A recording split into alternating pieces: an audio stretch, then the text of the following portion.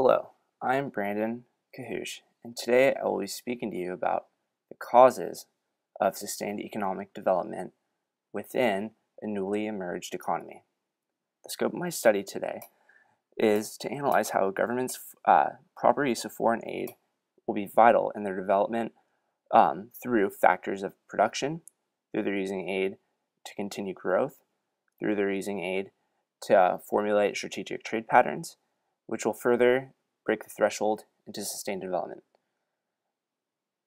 William Easterly conducted a study of 44 countries, and he found that of the 44 countries that received aid in the 1960s, only 4 took off. Why was that? It is because they used their aid effectively towards developing what they already had a comparative advantage in regard to industries.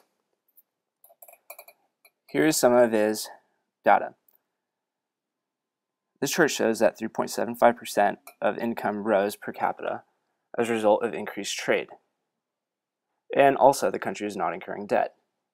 Whereas Thailand had less than a 1% increase because the government directed their aid towards the consumption of other foreign goods. Here's Easterly's conclusions. Taiwan's economic growth continued to grow after the 1950s as a result of sustained growth throughout the 1950s as a result of the United States giving them aid to prevent a communist political regime from emerging.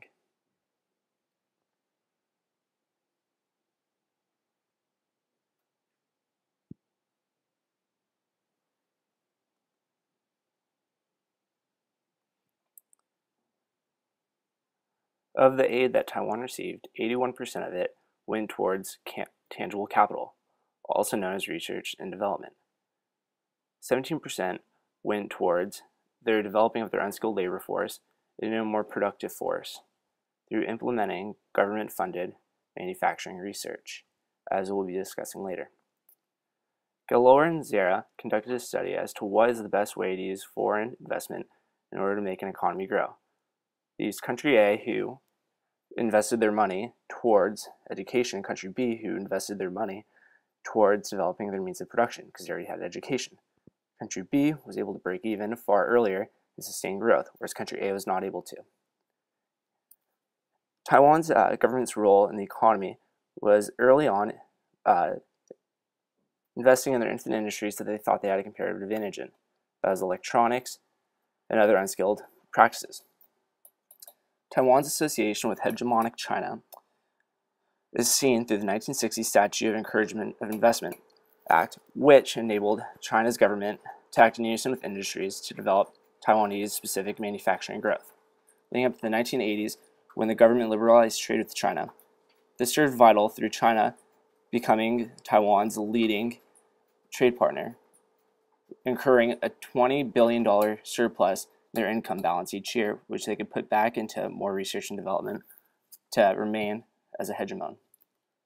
Taiwan's GDP growth, as you can see here, increased $15,000 per person as a result of increased foreign aid with China.